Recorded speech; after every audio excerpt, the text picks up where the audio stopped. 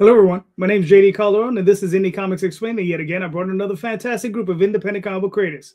So please hit like, hit subscribe, share out the video, let everybody know we're here. Without further ado, I will bring in this guy. This guy. Hello. La, la, la. I am JD Rosario from Unstoppable Comics. Been making books since 2008. Hanging out with this guy sometime after that. And for a while after that, we've been hanging out with a lot of talented comic book creators on Sunday nights here on Indy Comics Explained, who have been putting their money where their mouth is, believing in themselves, and making some kick-ass comic books. All right, cool. We'll bring on our other cohort. Cohort?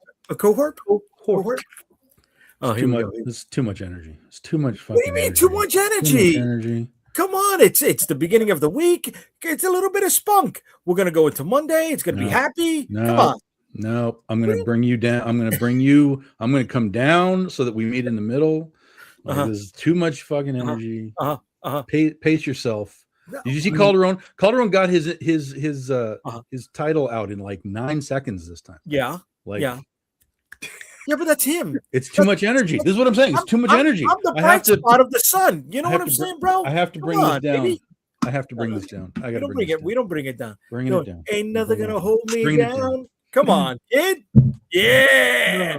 Yeah, I got him to pop. I got it. See, he tried to contain it. And then I shut it down. No, so what? I am the Thanos of this show. Always in balance. Listen, I know how to chip away at the armor. Okay? That's what I did. I got a crack. That's it. That's all I need. You're mine for the rest of the night. I'm still throwing you off the cliff. I love you, but I'm throwing you off the cliff. I'm lying, buddy. You're not going to be the first one who's going to try. All righty then. Let's figure out our guest. How you doing, Brian? Please introduce everybody. Yeah, Brian Mannell, kind of new creator, got a new Kickstarter, and screw balance. I'm here for the chaos. Let's go. Oh yeah, the right place.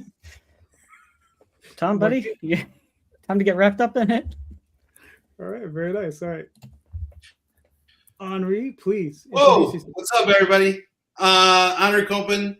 I wanted to talk about my Kickstarter, but I'd rather talk about how much I love Watchmen, so I can watch Tom cringe for the next hour. I like Watchmen. What are you talking about? You don't like Watchmen? I just said I like Watchmen. No, the comic. Oh, the comics. The comic. Yes, there we go. We're going to talk about balance. No comic. Yes, movie. This is all balance. The comic has lots of balance, though. Look at that. It's structured 9-panel pages all over the place. This is it. It puts me to sleep in 9 minutes, too. Yeah. All right. Very nice. Our next guest, Rod. Hi, my name is Rod, artist and writer of stories like Adventure Finders, which JD is putting out through a Kickstarter, which he also got funded in 9 seconds. So pretty happy about that. So I am also in a good mood. All right, cool. And last but certainly not least. Hello there, Ray Jameson, writer of the Madcaps. Looking forward to hanging out for the next little bit here. That's all I got for this one. That's the shortest intro possible, even shorter than JD's. Well, I had a lot more to say. You did. Ray, so what happened with the side? What happened? Why is this just this front forward thing? What happened to the 3/4? Do you want to go back to that? We can do that. Not necessarily. I'm just curious as to what happened. Starting next month, he goes the other way. It'll just be we're going to do the back of my head for a while too. There you go. Just no, basically at some point. I got more options in the room I stream from, so. Gotcha. That's all. You threw out some crap and made some space for yourself? Yeah. Yeah, okay. Pretty much. That's what I figured. All right. Fair enough. Ray, I don't like it. You want Alfred Hitchcock Presents? Yeah. All right. Like gentlemen, I'm pretty sure you saw the show question, right? So I've added a little bit to it, so it's a little bit more nuanced. So So here we go. When was the last time you've seen positive growth in your sales, either via bank account or dollars made in crowdfunding? Why/how did this happen? Can we reverse the course on our negatives and keep positive results rising? Well, you put that all into the opening question? No, he said he added and revised to it. Oh, you had it revised. Oh, yeah. Come on now. Oh, you know. Okay. Yeah. Okay, so you did an old bait and switch. Even the low energy guy paid attention. No bait and switch. It has the same things. Coming for the $299 36-inch box TV, and I'll sell you the 26 black and white one for $500. Yeah, that's what you just did, bud. That's what you just did. No, but anyway, I would actually do that, to be honest, but that's just me. See, but here's the real fun thing, though. Right? Last man in, first man up. So, Ray, please, what are your thoughts? Black and white TV, hands down. There you go. So, okay. All right. So I'm pretty relatively new to this game. So this current Kickstarter I'm on, I got it funded and the most money made, and only halfway through this campaign compared to the other two. So I'm still figuring all this stuff out in regards to like the analytics and the fine details. I think I would need a couple more comics under my belt, if that makes sense. So I've had like positive growth right now, but it's all relative for me in my little world. It's huge, but what's 3 comics in the grand scheme of things? Well, but I mean, have you seen positive growth? And yes. What are you doing to maintain that? He's doing 90 podcasts a month. So this is 77, no lie. So podcast is one of them. I definitely like to socialize, that's for sure. I don't know the secret. I don't know. So right now it's going very well, and I've been putting in effort. Okay. I don't know what else I can add to that. I don't know if it's the Canadian. I didn't ask you for your secrets. I asked you for an answer. What are you doing? Okay, so the only thing I can do in regards to effort is just socialize, like just network and say, this is what I'm doing. I don't know how else to answer that. Unless I'm being exceptionally dense and I'm still not catching what you're pitching here, JD. All right. Basically what I'm saying is, like, obviously you've seen positive growth because I've seen your 3 campaigns. You have grown, which is great, right? But what is it you're doing currently to grow it? 77 podcasts. That's the answer. 77 podcasts. You know, I want to get it out of them. Okay, so you know what I'm saying? This is podcast 77, and I'm definitely making sure everybody under the moon that talks comics online is somewhat aware of my my product. Okay.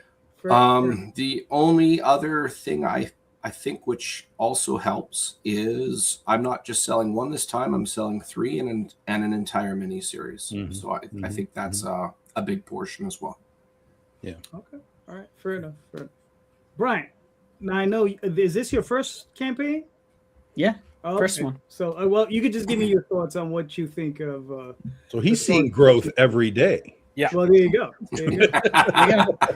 My entire comic career starts today from here. I'm just letting it go up. And that's it. I'm not gonna forget about the last few years. There you go. You started at the top and kept going. There you go. Yeah, exactly.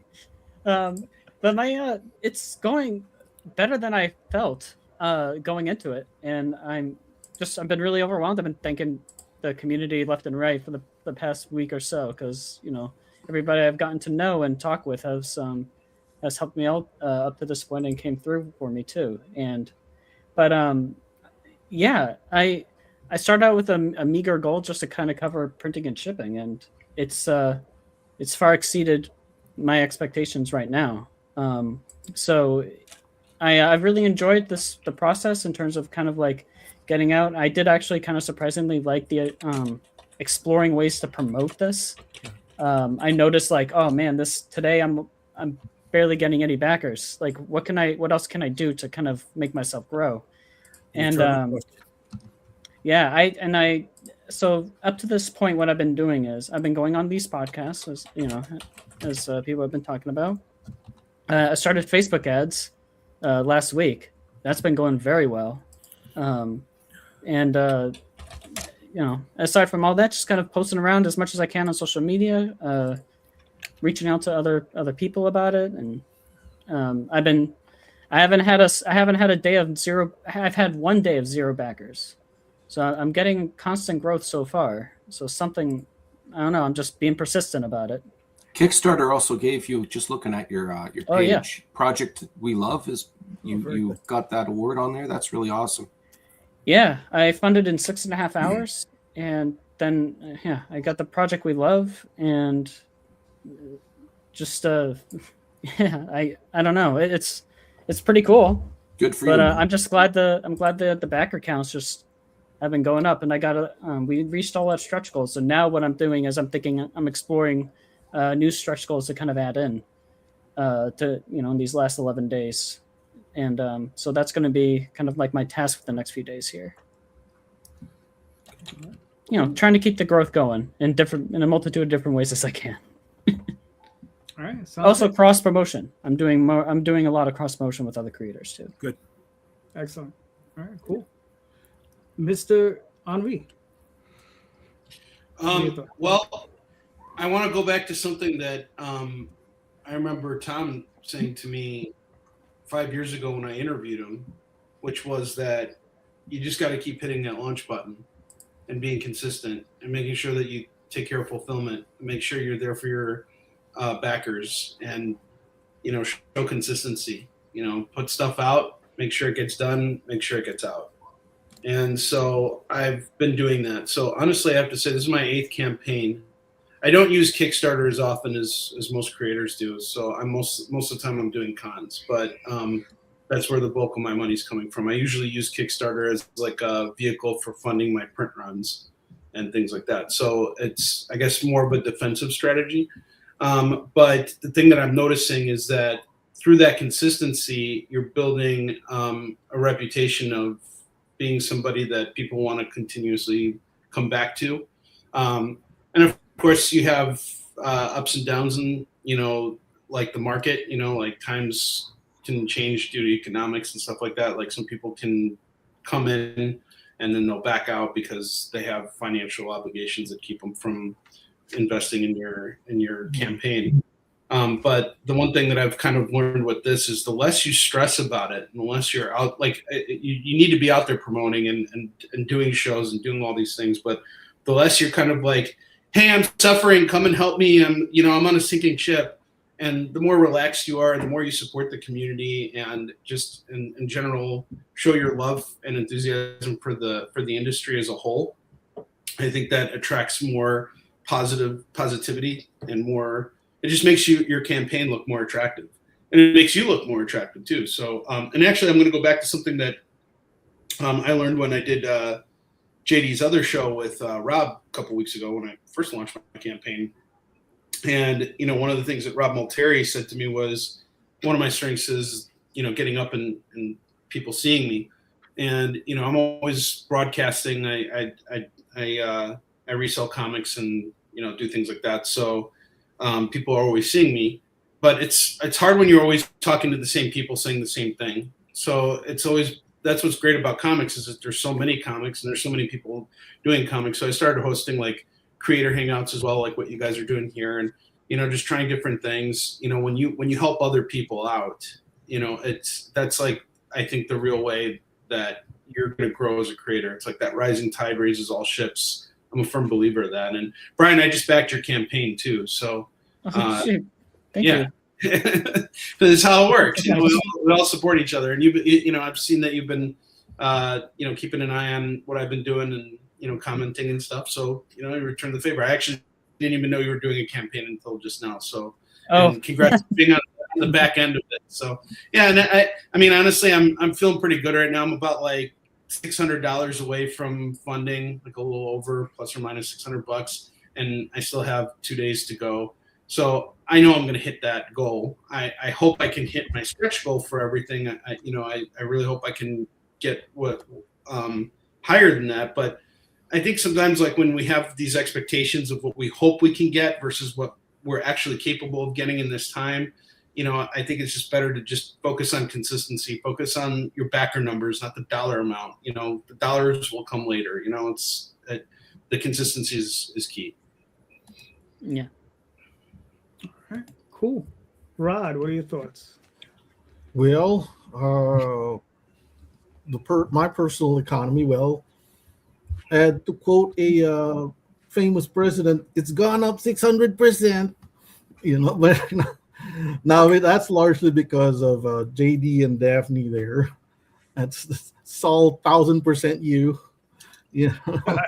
So that's why I'm grinning. Like, oh man, this is great. This is my first Kickstarter that actually got funded. So yeah, I was pretty happy about that.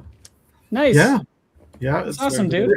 The first one. Anyway, yeah, that's like I said, it's 1,000% you and Daphne did that. So I really am thankful about that. And second of all, it's not gangbusters or anything, but I've begun to serialize the Nancy Drew series. So I'm illustrating it.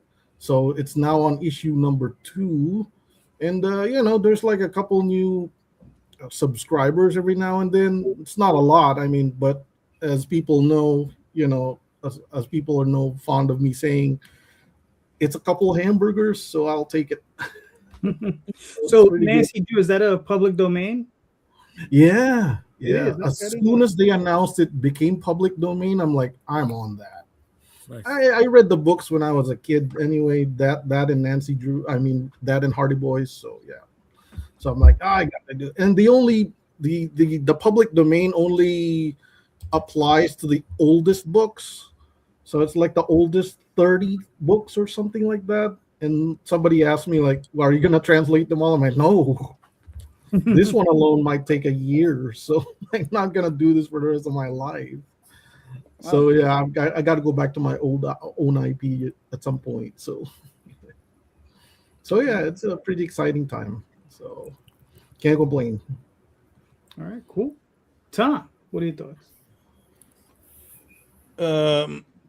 So it's been a while since we've seen any sort of upwards growth. There's a lot of reasons for that. Big part of it was last year, at the beginning of the year, I lost my mom with cancer just out of the blue. And to be honest, I all but walked away from this. Everybody saw me on podcasts and I was around and I was doing some cons and that kind of stuff. But internally, I wasn't in any of it. I was struggling to write. I was struggling to, maintain the Kickstarter campaigns. I canceled a whole bunch of stuff because it wasn't, I just couldn't do it. And so, just my presence in like the selling sphere of things was, basically minimal, almost to a point where I literally just didn't exist anymore. I stopped doing my live sales on Facebook. Like I was content to sit at home and watch a movie and go to bed every day. That was my 2025 for the most part. So it all kind of was like dust settling. And it really wasn't until the end of last year that I kind of caught some of that a little bit to kind of, get the juice going again. And of course, right when I did that, artists started flaking on me, disappearing on me. 3 artists flaked on me on the same series, all when we were about to start the series. So I was back to, why the fuck am I here? If this is going to be the struggle, the most, what should be the easiest part, find somebody to pay to do a job. And they're all like, yeah, I'll do, yeah. And then, nah, never mind, I'm out of here. I was like, why the fuck am I here? What am I doing? And so the struggle was just like a constant thing for me to be like, why am I doing this if none of these guys give a fuck? But I will say that the odd side to that, where the Kickstarter campaign stuff was down, there was a weird alternate force balance, as we talked about, from my web store, from eBay, like out of the blue, that stuff, I'm not promoting it. I don't tell everybody to go to my web store. There's no promotion for any of this stuff. But all of a sudden it just started to like kick in, and I was selling stuff like just like who the hell is buying this? And it was, some of it was new people, which is great. Some of it was old people that I knew, I recognized their names. But it was like this weird, like, okay, yeah, this isn't working, but we're gonna make this now work for you. And so there was a huge pickup in eBay and web store stuff towards the end of the year. And that's maintained coming into this year now. So I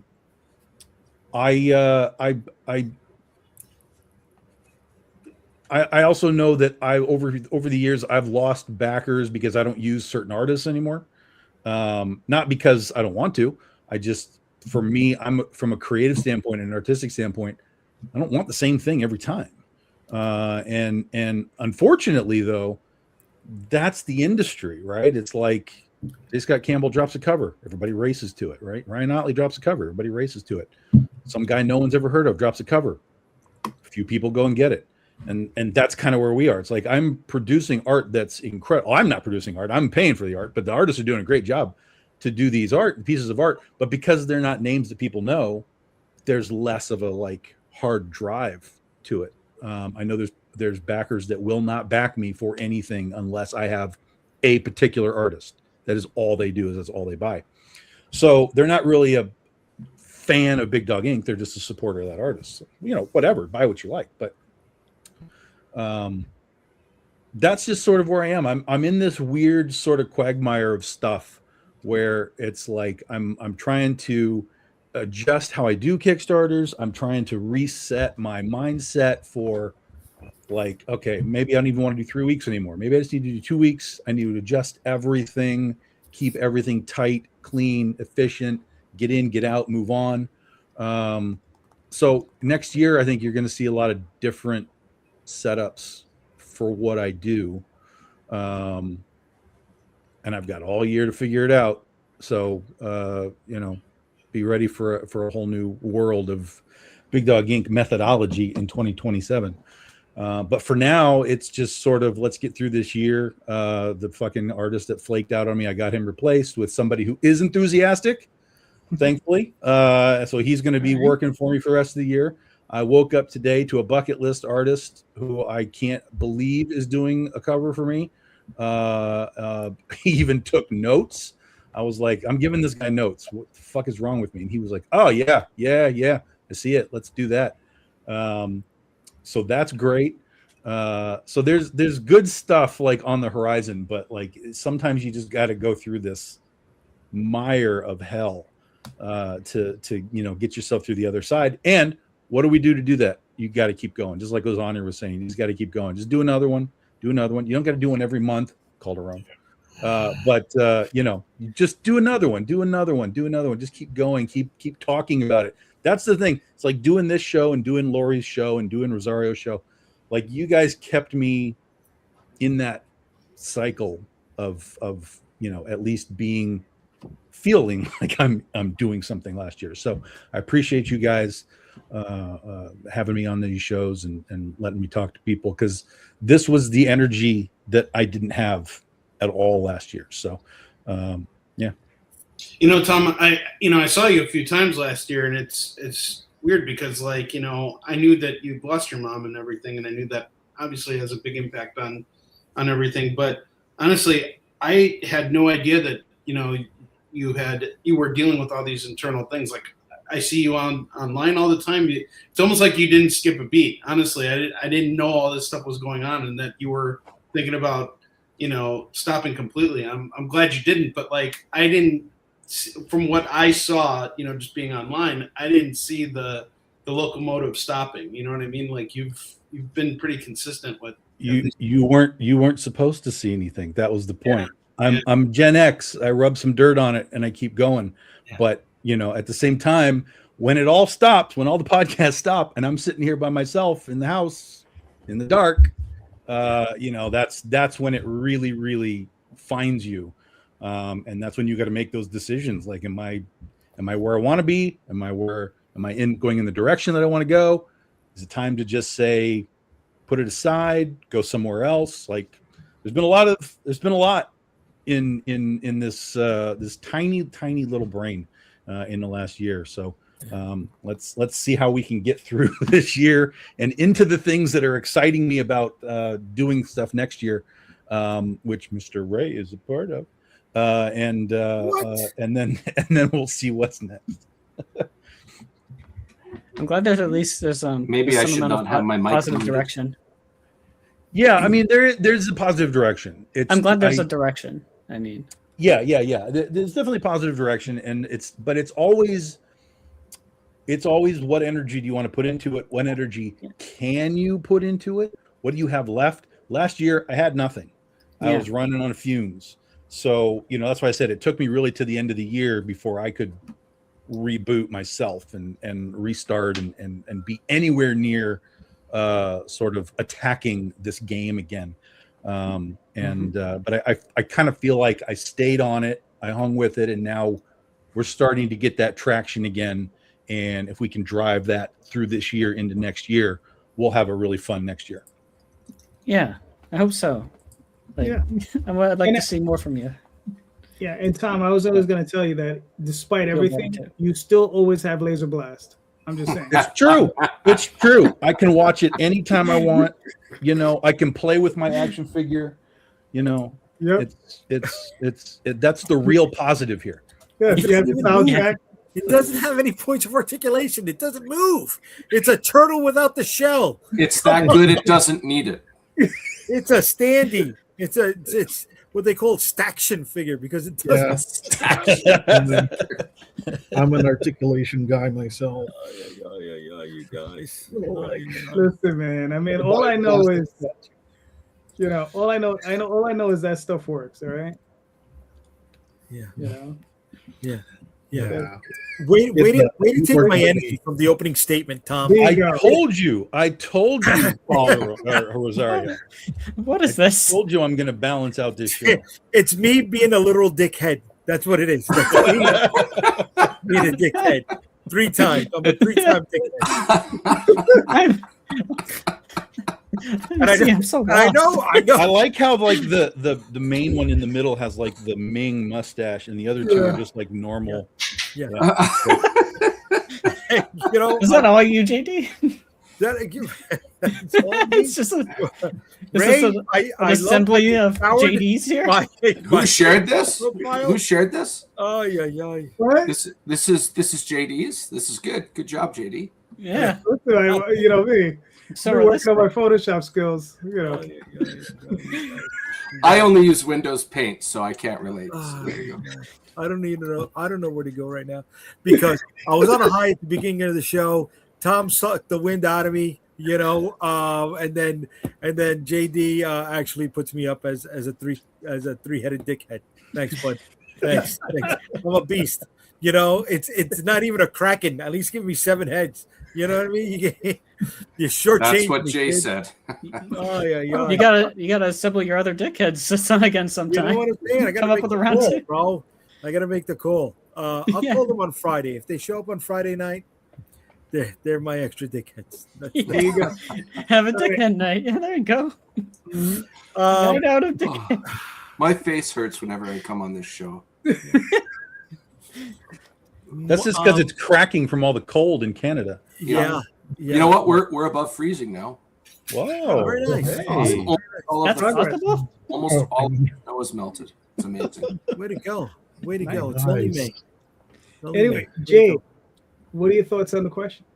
I don't even remember what the fucking question. Go ahead, Rosario. Top my answer. Go ahead. Look, just like Tom, what happened to Tom happened to me the second half of the year, right? Mm-hmm. Much like him, the stuff that I was planning to launch last year got delayed to this year, and that's what's in the pipeline. How do you handle it? I don't fucking know, right?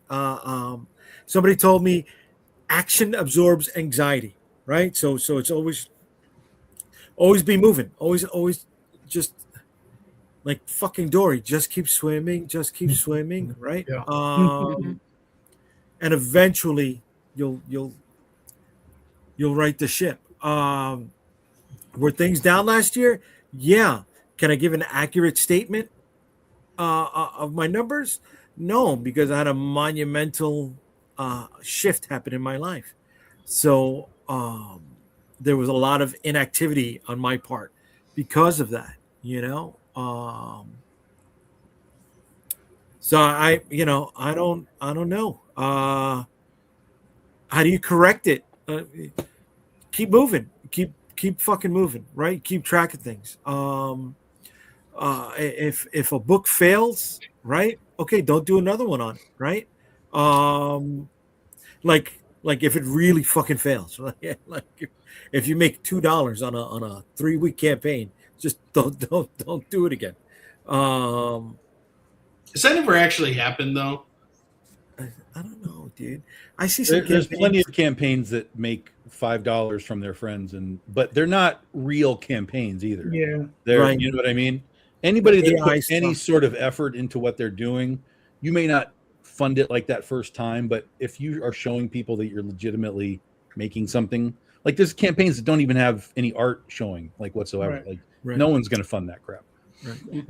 And I've seen it, right? I've seen it 0% funded, and 16 hours left. Yeah. You feel real bad for them, yeah. No, you don't, because but you don't if you look at the campaign. No. That's the Canadian thing. Canadians will look at that. It's not and the go, feeling bad. It's the empathy towards their ignorance. Like, man, you should know better, and they probably don't. And you probably the person who has it going either A, doesn't care, or B, I don't get it. Why isn't it working? Like, that sucks, I see. I don't even think it's that. I think it's somebody looks at it as I might be able to make $500, and then just run away with it. Like right. That's what I look. I get that. Yeah, I understand. Yeah. So just fucking keep moving, right? If you're really into this, whether it's for love of it or for the buck of it, right? You keep moving. Stop being such a nice guy, dummy. I mean, DM. Sorry, I read it too quick. I'm so sorry. It's funny because I asked Daff a favor not too long ago, and she felt it was too underhanded. Now she's calling me a nice guy. Oh, that's so sweet. Very nice. She was calling me. Well, she didn't say I was underhanded. She knows what I mean. Anyways, she's good people. That's for sure. The only mistake in her life is who she chose to, partake the sunrises with. That was the only mistake. It's funny how you project. I say that to my wife all the time. I should divorce you for saying yes to marry me, because that shows me right off the bat you're bad at making decisions. You really are. Right, but I'm just saying, just don't project it on me. That's all. You know what? Let me project something for a second. Let's go back to the trolls earlier tonight. Okay, just share the screen. That's all. You let the trolls rock on my when I'm going live on Friday, but the second somebody calls you Timu Elon Musk, you shut it down before it has 5 seconds to show up. Hold on, I think they were talking about you though. I didn't say nothing. You were the one pressing. Well, you didn't say anything of any relevance, but I think they were referring to you. Oh, get out of here! You were in the moment. You were like, Ray, good. Are you sure you two aren't married by chance? No. What about the other one? We had the other guy saying, "I'll buy your series. I'll buy the campaign. I'll buy the buyer." Oh yeah. You guys turned away a customer, just like take the money and run, man. You could have all been funded by now. But you come here to raise money, not turn away, not to turn away the trolls. What is? How do you pronounce that? Chodpek? Chehopak is how I read it. Oh, I thought it was Chodpek, but the other one was maybe I'm just being Bonnie. He took me to Comic-Con, so that influenced me. Yes, I did. I took her to Comic-Con, so that's why she said yes, right? She said, "Hey, I want to get into Comic-Con." I'm like, "Well, wear this ring. Well, secret Dakota ring. Yeah, I remember one time I saw you. I think it was last year or the year before. You came up to me at New York Comic Con. I think it was actually last year, because last year's New York Comic Con for me was like really tough, and you were having a really good year. But you were pretty much saying the same thing about just keep going. But in particular, like we've both gone through divorces in the past, and like you told me about some of the hardships that you had. But like you have this you have a new partner now, and I met your wife before. She's wonderful, by the way. Thank you. I don't even need to meet your first wife. You just, forget she exists.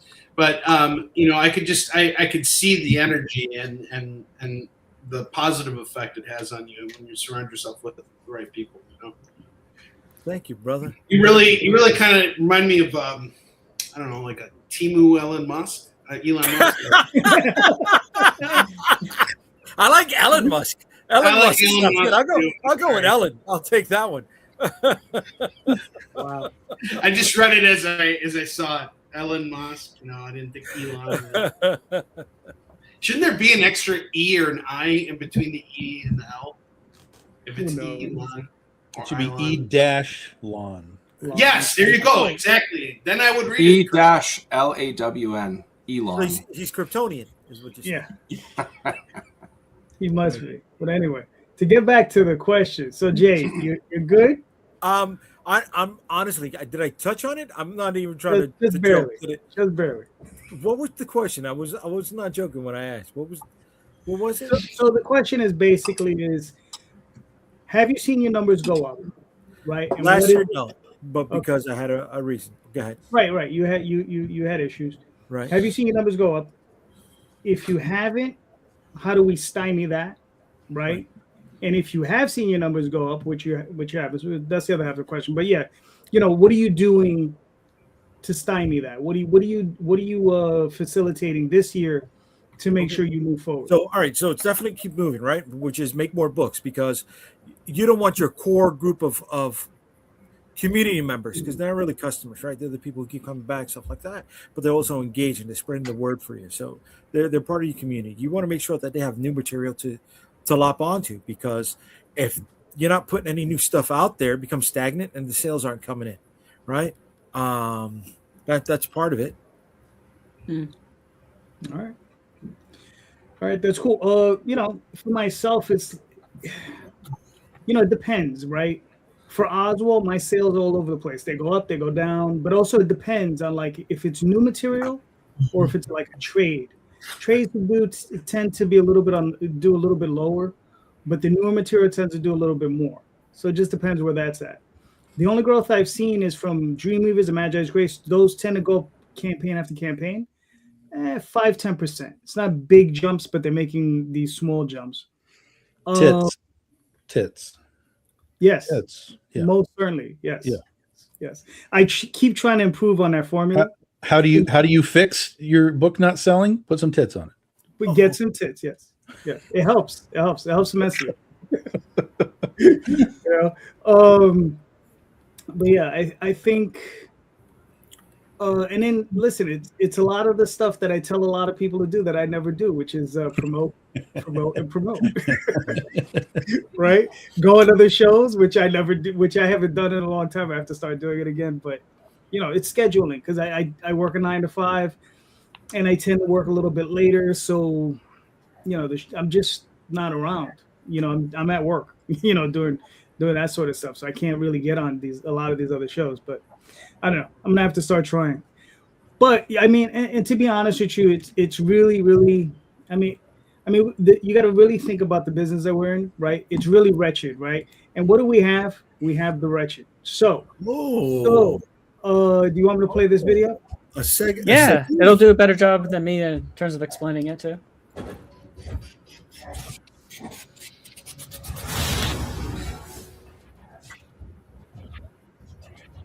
Hi, I'm Brian Mannell, and I'm the writer and creator of The Wretched. The story centers on 4 young experiments of a mad scientist called amalgams, creatures made of animal and machine, who are sent out to abduct humans in the infected region of Romeheim. One of them, named Malik, wishes to be more than just a minion, and experiment on humans to create amalgams just like his master. But can he prove himself worthy enough to do so by his creator? Will it bring the fulfillment he longs for? Or send him down a darker path that will shake his very identity as a monster?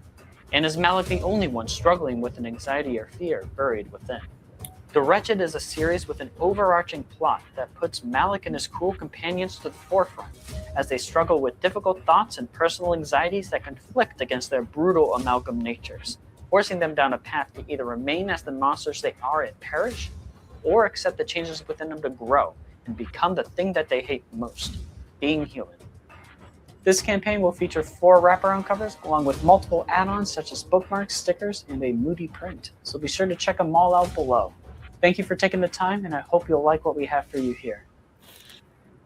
Yeah. All right. Nice and short. That was great. That was a good video. Yep. Thank you, Onrie. Yeah, absolutely. So, Brian, I'm really excited about this now.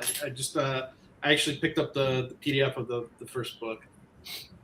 Cool. Thanks so much, man. That really means a lot. Well, it's straight cash for you. That's the thing that I like about it. You know, backing on the digital level, it's like you're giving the creator straight cash. And, you know, like now that I saw the video, I usually don't watch the video. I just back the campaign. But, you know, that's really good. I mean, I scroll through it and I see, like, do I like the artwork? Like, is this something I'd want to read? And, you know, I enjoyed it, what I saw. Thank you. Yeah. And the book is already done too. So like once the campaign is over, I plan on sending out those PDFs and, you know, within the week. I'm going to look them over to make sure everything is okay. And then I'll be sending them out. But yeah. So this is a project, The Wretched, that I've been kind of developing for 10 years. It's something that I essentially started my comic journey with while learning how to write comics. The Wretched was a story I was learning to write comics with. And as the video said, this is a story where it centers on 4 different monsters that were created by a mad scientist. They go out and abduct humans for him in a disease and decaying region called Romeheim. It's a fictional region with that's infected and has some semblances of early 20th century electrical technology and radio tech as well. So it's a really cool blend. And these monsters here, who are nice and evil and little malicious little guys, while they're really fun characters, very vibrant characters, they'll soon be kind of tackling some different inner thoughts that are very difficult for them to deal with. And it'll force them down a path to either, as I said, remain as the monsters they are, or learn to change and grow with these other sides of themselves to become something that they hate most, which is being human. In this campaign, I have 4 different wraparound covers. This book is going to be 70 pages. It's a 70-page book 1. It's all already done. And along with the 4 different covers, I have a small set of add-ons. I try to keep the campaign somewhat basic for my first Kickstarter. So I have a set of bookmarks, I got stickers, and I've got a print that I feel really great about. It's a print of Marlowe. Marlowe is Malik's experiment. He's one of the 4 main characters in the group, and Malik in the video said he wants to be like his master, so he creates a little experiment of his own to kind of prove his worth, to prove that he's capable of doing so.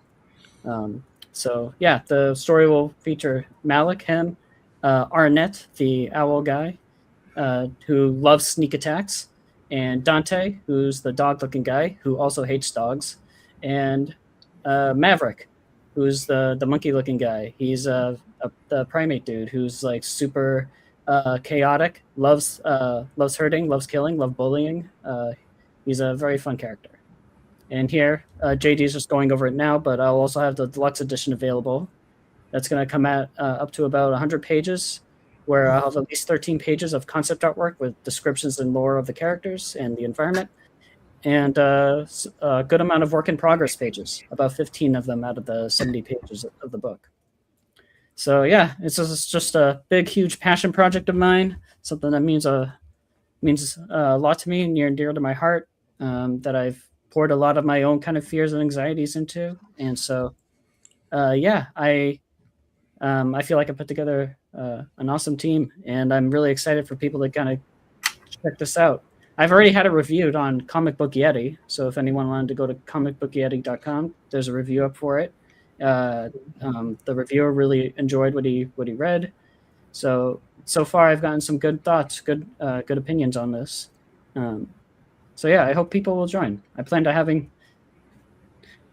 I'll say one last thing. I plan on having 4 arcs with this story, so it is going to be a decently length story. So I mean, if you guys are up for some to be invested in a really insane, gripping story about characters trying to learn how to change and struggling even against changing, then yeah, I hope you guys will like what I got. All right, cool. Now I was gonna ask you about. You said you have 4 arcs. Now is this like one complete story in this book? Is one arc? This book has this book is part of the first arc, but it does have a beginning, middle, and end with it. That's part of the reason why it was 70 pages too. There was a lot that I did want to cover, but I made sure to give you the first, whatever the first experience was. I made sure to have at least an ending that would tie in to the beginning of the book. So it has its own kind of ending, and my Spanish translator. Another thing I forgot to mention, I'm getting this translated into Spanish. If her thoughts are any indicator, then it's like the ending will leave you wanting more. So I hope that would be the case. But okay, yeah. Now, how many issues do you think are going to be in this arc, or do you know it's going to be in this arc? So if you count the 70-page book as one issue, there will be 4 additional issues in the arc. They're going to be shorter though. The next issue is going to be 36 pages. That's what I'm going to be targeting going forward, is 36-page issues. Unless my artist feels like I should combine a couple of them to just continue doing like small little trades. So I plan to have about 3 to 5 issues per arc. So it is a long series, as I said, but I'm investing nearly all of my time into this. I'm not going to branch off into trying to create 5 different stories or anything. This is going to be my main project that I'm focused on. Okay. And just out of curiosity, obviously you've done very well with this campaign. You got, I'm trying to get to the top here. Because you got 11 days left, right? You blew past your goal. Now, first issue, I don't know how long it's going to take you to get it done, but how long do you think when do you think you'll be releasing the second issue? So I'm hoping to be starting, my artist and I, we're going to start production on the second issue this summer. Cool. And when I'll be releasing the second issue on a Kickstarter, it could be the same.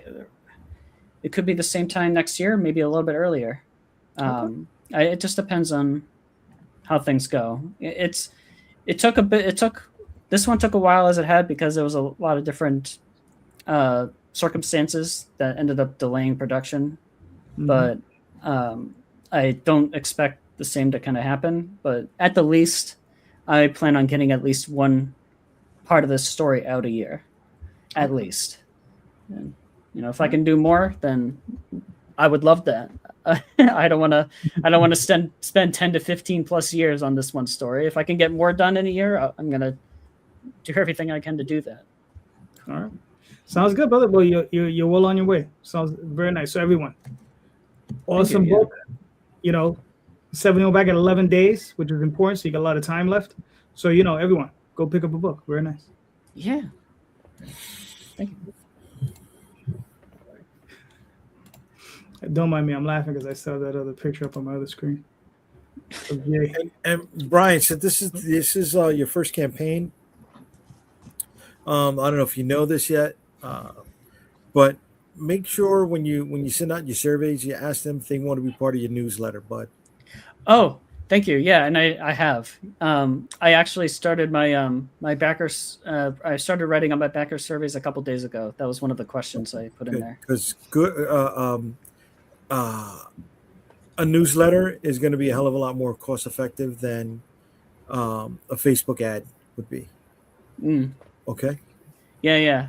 And for sure. I'm using the Facebook ads, just kind of exploring it. I'm getting good results from it, but yeah, if I can avoid that, that's me saving money, and so that's my goal: is to build up that newsletter. I was getting tired of my Facebook ads ending in Facebook Marketplace for the 50 and older crowd who only go to flea markets. I was like, it was a waste of money for me, man. So it's just amongst your peers. Anyway. The youngest one's here, baby. What are you talking about, kid? Onrie, do you want to play this video? Yeah, sure. Let's do it. How you doing, everyone? My name is Onrie Kampon, the writer, creator, producer of the Eastern News. I'd like to welcome you to our latest Kickstarter and tell you a little bit more about our series. This is Yisun Shin, It's a comic book trilogy about a Korean admiral who took on invading samurai forces in the late 1500s. Outnumbered 10-1, he never lost a single battle. It's all based on a true story, and we're back on Kickstarter with the latest issue in the series. This is a project I've been building for 17 years, crafting an unforgettable cast and bringing these historical battles to life in a way you've never seen in modern comics, with the help of some very talented artists and editors from around the world. If you're a fan of Shogun or games like Ghost of Tsushima or Ghost of Yotei, this is right up your alley. This newest issue is the penultimate chapter of our trilogy, and it introduces a brand new villain you're not going to forget. We've got a brand new trailer to show you, so check it out. And if you like what you see, take a look at the rewards and back the campaign today.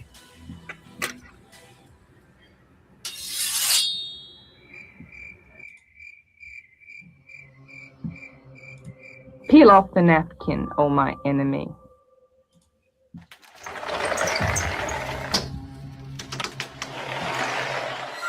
Do I terrify?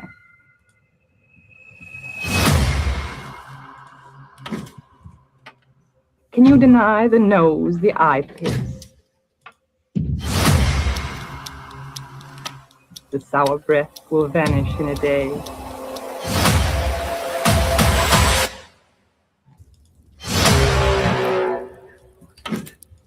Soon, soon the flesh, the grave cave ache will be at home on me. I'm only 30, and like the cat, I have 9 times. The peanut crunching crowd shoves in to see them unwrap me hand and foot. Gentlemen, ladies, these are my hands, my knees. I may be skin and bone, I may be Japanese. Nevertheless, I am the same identical woman. The first time it happened, I was 10. It was an accident. The second time I meant to last it out and not come back at all. I walked and had to call and pick the worms off through the night. Dying with an eye. I guess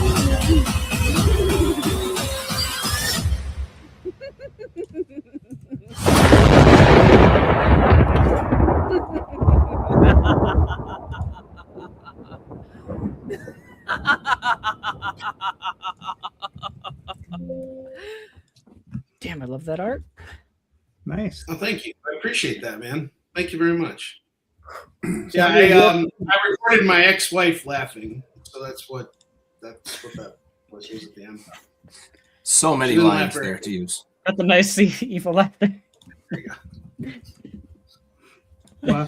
All right, so Onrie, walk us through this. What are we looking at? All right, so we just finished up the second to last issue of our trilogy for Eastern Shin, so it's a 12-issue series. We just finished issue 11. It's printed. The books just arrived in the U.S. They're now being sent to me. There's a little bit of a delay in terms of when I'm going to receive the books, but it's not going to affect my fulfillment. So the book's done, and we already printed it. So all we need to do is just fund this thing, and folks will get their books. We'll start fulfillment as of June. All of our variant covers are going to be printed or have been printed domestically, so that stuff will be taken care of right away. But we have 11 issues of Eastern Shin available right now. We are phasing out our single issue, so this is a great time to jump in if you're like new to the series. At $50, you get all 11 books signed by me, shipped to your front door. Shipping is included in that. We have a bunch of cool variants. We had one done by Fabrice Sapolsky, who is the co-creator of Spider-Man Noir. We had another one done by artist named Feng Feng, who's from China. She's a very talented artist. And we also have one by JT Malloy, some of you guys might know. Very talented artist. It's based in Chicago. We got some original art that's still there. And we're so freaking close. We're at like $613 away from funding. So it's like we're right on that cusp. If we sell like, a piece of original art and, a couple sets of books, like we're there. And my entire library is accessible to you guys. I've published 2 other titles. One of them is War Lion, which is done. It's a 3-issue miniseries about a old vigilante and his daughter going after the tyrant that destroyed their lives and now controls their city. Each book is double sides, so it's 48 pages per book, and you get the whole thing. It's done. And then I have another book I completed called Marks, which is about my grandfather's life and what he went through as a Russian Jewish soldier during World War II. And I got all kinds of stuff, T-shirts, variants. And if we, in our funding goal, I already got the reward for our funding goal. I got these new bookmarks that I'll be giving every backer. And it's been a great campaign so far. I've been really happy with the way things have gone. It's pretty slow, steady, and it's great. What are we doing with the money we're raising? We're basically printing the book. I had to print up the fourth issue of our series as well because that went out of print. One of the reasons why we're phasing out single issues is because you print up too much of issue 1, then you're stuck with issues 2, 3, and 4 and all that. And I like bundling up everything. So I'm just printing up books to compensate for what we have there. But I've spent way more on printing for this book than the goal that I'm trying to hit right now. And a lot came out of pocket at the end of this year. I had to print up another 10,000 books. So those have already arrived, and they're remastered editions of the books. And we're getting them out there, and we're going to conventions and selling them and doing everything. So this is really kind of like we want to get these books out there. We want to get these books. We want to get this campaign funded. Folks who back the campaign are going to get their books before everybody else. And everybody else is only going to be able to get them at cons or going online or whatever. So this is a great opportunity to jump on. We got less than 60 hours to go. So, we're getting into that end zone, and I know we're going to hit it, but I'd really like to hit our stretch goal, because if we can hit our stretch goal, I am going to hook you guys up with a free digital story that is written by my editor, Chuck Pino, and illustrated by the team. And it's a special story that's not going to see print, at least not as of yet. It'll just be a nice little reward for everybody for helping us reach this goal. So yeah. That'd be cool.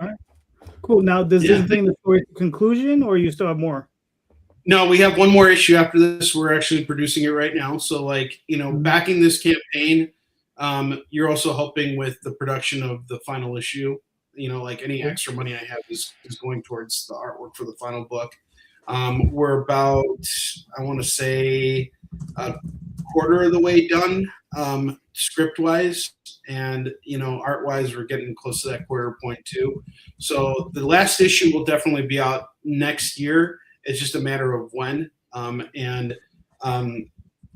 Because this is the last issue, and it's we got to tie up all those loose ends and close off all those character arcs and everything. It's taking a little bit longer, but this is my main focus right now. I'm not doing anything. I'm not taking on any other projects. This is the only comic I'm working on right now, and I really just want to stick the landing with it. It's one thing to do something and then just to say, hey, I got it done.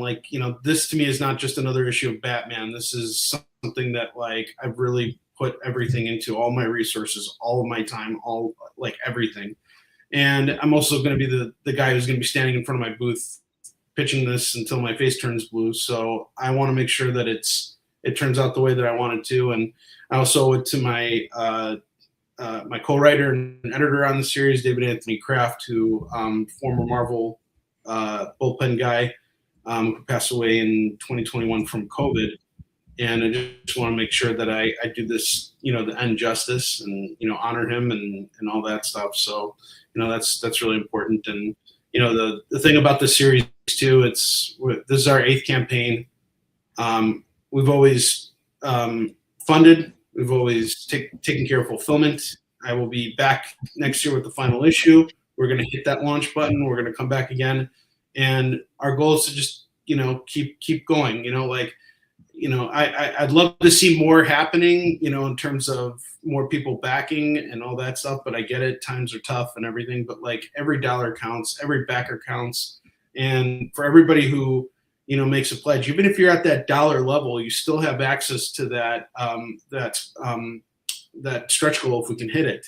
So that's like an open thing for everybody that's a part of it. Another cool thing that I'm going to be doing on Tuesday night, right before we close out our campaign, I went to like a bunch of comic shops yesterday and I stocked up on free comic book day books. And I know that there are a lot of people out there who didn't have a chance to make it to their local comic shops. We have a really good relationship with all of our local shops. So, they hooked me up with, all their extras for free comic book day. So we're going to pick 10 people to, we're going to do a raffle, and we'll get up to 10 backers who will receive free comic book day bundles on top of their rewards, just for participating and being a part of our campaign. Nice. Cool. Very nice. Very nice. All right. I mean, you had 108 backers. You still got 51 hours. So you still got those last 2 days, which is, that's where you're going to get it. So yeah, I'm pretty confident. I want to get as high as I can, obviously, like we all do. You know what I mean? I'm not going to, I'm not going to say that this is going to be a breeze. This last two days is really important. And the thing that's actually got me concerned, I'm fine so far. I'm really grateful. But we had a backer come in yesterday. I don't know who this backer is. I don't know if they've ever backed me before, but they came in at a really high dollar. They took us from, being in the 3,000s to being in the mid 4,000s now. And that one backer, if something were to happen, that could reverse everything. And right. I've seen that happen before in my second campaign. Someone in the last 24 hours backed out, and it was a huge pledge that just dropped. So I worry about that. That is something that's definitely got me concerned, because I don't want to be in the last 24 hours of this and experience that. I'm going to have all the faith in the world that this backer who came in at the high level is serious, and they made a pledge for some original art, which is great, and we still have some other pieces of original art that are available too. There's lots of great rewards, and if there's something that's missing that you want to see, you can message me directly. I had someone message me this morning. They said, "Hey, I got your early bird, which is all 4 of our variant covers," and they're like, "I wanted to add some extra stuff, but I don't see it in the add-ons, so I added it in the add-ons." Feel free to reach out to me. This is my only focus for the next 51 hours. So I want to make sure we get funded. I want to make sure that you're happy being a part of this campaign, and that and I invite you all to join us. What is the next stretch goal? What do you need to hit? 6,000 would be the next stretch goal. So but our funding goal is right now the only focus I have. So I just want to hit I want to make sure we get our funding goal, because the nice thing now is it's Kickstarter has this people can pledge after the campaign is done. So if we hit 5,000 and we fund, then people can make late pledges and we can continue to hit that goal, and that'll be great. We can get more backers and stuff then too. So really hoping for that, and hoping that we can hold on to our backers. I mean, that's always the fear, right? It's you don't want someone dipping out at the last second, Yeah, especially not a high dollar one. Yeah, I'll totally. Yeah, has that high dollar backer? Do you know if they've backed other? So campaigns? yes, they have. They've backed 13 other campaigns. So I looked at it. It's and I don't know how that works. If someone, Tom, maybe you might be able to tell me, because I'm sure I know for a fact you've had all kinds of experiences on here. If someone jumps in on a campaign and jumps out of a campaign, are they still considered a backer on that campaign or no? No, once you back out, then you've backed out. Okay, so yeah, okay. In that case, I think I'm pretty safe. This is a person who's backed, more than one campaign. So it's that doesn't mean a thing. I've had people back. I'll get somebody. I'll do $300, and I'll be like, okay, who are these guys?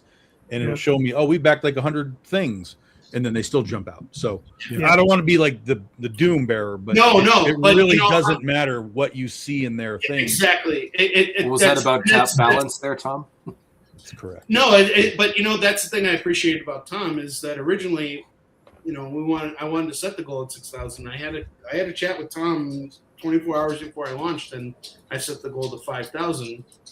And you know, I'm confident I can do that now. See, and like I've been able to sleep easy at night because I know we're going to hit that goal. I look at where I was, you know, last year, and I try and stay in that lane. I don't try and like jump from one unrealistic goal after I've done something. It's like, okay, I did 5,000 last year. Well, now I'm going to do 20,000 this year. It's like I would be stressing out, and you definitely don't want to do that. Now, just because you hit your $5,000 goal doesn't mean you can't hit $20,000. It just means that you don't want to put all this time into Kickstarter and not get anything out of it. And so, you know, because that's a lot of time. That's your time, you know, that goes into it, and it also compromises the project and everything like that. But I'm pretty confident that's not going to happen. I think we're going to be okay one way or another. So I'm in good spirits right now. I feel good about it. But like to what Tom is saying, like, yeah, people back out all the time at the last minute. Even high dollar backers, it's happened with me too. And so, you know, if we can get it funded faster, you know, I will feel like, hey, there's at least a buffer here, because the last thing you want to see is get funded and then get an email saying, oh, that backer, you know, that is the worst thing, you know? Yeah. All right, cool. And now on to Adventure Finders. Rod, I've been dying to have you on the show so you could pitch it, because whenever I pitch it, it sucks. So I'm not sure it'll get any better than yours, but here goes. Don't worry about it. It'll be better. Well, Adventure Finders is something I've worked on since 2016, so it's a long-term project. And the last year was when I finally got book 3 done. So there's thousands of pages, and I've worked on it the last 10 years. And at first, it was just supported by people on Patreon. That's pretty much it, really. Occasionally would get published by Antarctic Press at first, and it went up to like issue 5 or something like that. And then, strangely enough, Action Lab picked it up and continued at an odd numbering. They started 6 onward. With, I don't know if that was a good choice, but kudos to them for trying it, I suppose. And then, you know, we know what happened there. So the book got stopped, and at least I have those issues. I got set my comps and everything, so at least they got out. But this one, I really have a great feeling about it because, like I said, JD and Daphne did like 1,000% on it, and I was pretty happy and excited that this book is finally out. Essentially, what it is, it is an action adventure fantasy story. I pitch it as a blend of Lord of the Rings with a little bit of Game of Thrones in there, because, you know, if you look back at 2016, that was when Game of Thrones was still running, and it was like season 4 or something like that. So I got some ideas, and I said, you know what, I should create something like a Lord of the Rings, but with more women. And that's what it is. The gender balance is actually kind of reversed. There's a majority women and just a couple of guys in there for the longest time. There used to be 3, but now they became 2 guys, and then that stayed pretty much it. But I don't believe in like idiot characters, like idiot male characters especially, which I really hate that. You know, like a lot of the stories that I have female-centric characters, they make them look good by making the guy look bad, and I don't really like doing that with my stories. So the 2 male characters that are here, he actually said, Loki, the guy wizard actually saves her bacon a lot. It's just, you know, if you pay attention, you know, it looks like she's handling it, but she's not really handling it. But, you know, she's very competent. The main character is pretty competent, and her name's Clariette, a small town girl. But it's her cousin, Jovi the wizard, that kind of pulls her butt out of the fire a lot in the adventure. You know, towards the end anyway, he comes in because he's a wizard. You know, especially after this is Dungeons and Dragons based as well.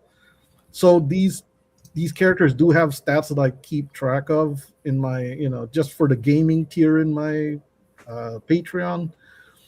So they do have character stats. They start at level 1, and around the time they reach level 5, that's when you'll see Jolfie getting the fireball as gamers, And as soon as he gets the fireball, that was it. He becomes like this, party beat stick that, every encounter now is like he just launches a fireball and that takes care of everything. But yeah, it's a fun series. I like it. And I even made the commitment to put in as many animals as I can because I'm crazy that way. That's something that I find that's missing in a lot of these, adventures or stories. Even in Nancy Drew, they don't mention anybody having any pets. So I'm like, I'm going to change that. Like everybody has pets now except Nancy Drew.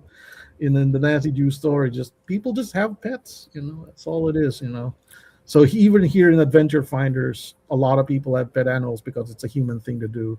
In the first entire book one, Jolfie actually takes along his pet dog in the adventure. And you'll see him, he doesn't do anything spectacular. That's another thing that I'm trying to avoid. Like, no, the pet's not going to do something super spectacular that's like unrealistic. He's just there as a comfort animal, essentially. So yeah, we love them all the same. Things like that. Yeah, was that? We love them all the same. Yeah, although they do encounter somebody who does have kind of useful pets, like when they encounter the ranger later on. That's not in this book, but yeah, that's further down. And that's actually in book 2, which is like if we're gonna do more Kickstarters about this, which I really hope we do.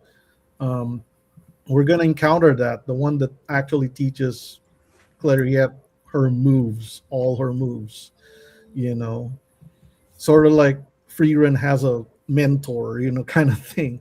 So she actually meets the mentor in issue 2 when she's already a bit of a veteran with just her own moves, because an ability that the lead character has is, because I have a child of Marvel, I said it'll be nice if she had the ability to copy people's moves, So if she sees somebody doing a martial arts thing, or she sees somebody fighting in a certain way, she has the ability to copy that. And I thought that was a great power to have. I don't know if it's a power or just the mental ability to just learn moves real fast that way.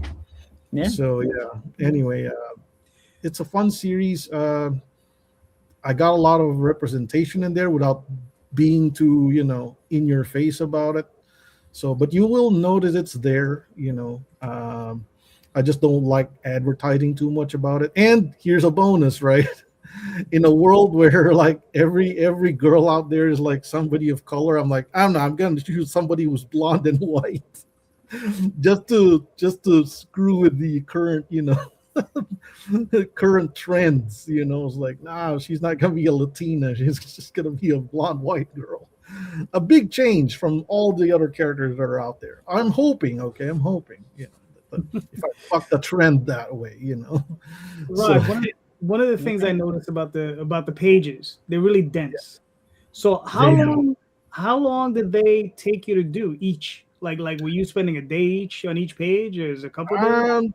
Generally, yes. If I'm going on full speed, but that's because I don't draw those pages. I don't know how much people know about this, but I don't draw those pages like a normal comic book anymore.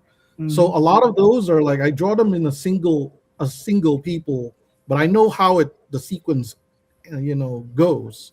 So it's almost like shooting a movie out of sequence, and then putting them all together in post-production. That's what I do. So a lot of those soldiers are just standing in like plain air. I just have a side view, front view, so that I can. Sometimes I reuse a lot of things, especially with the masked soldier scenes.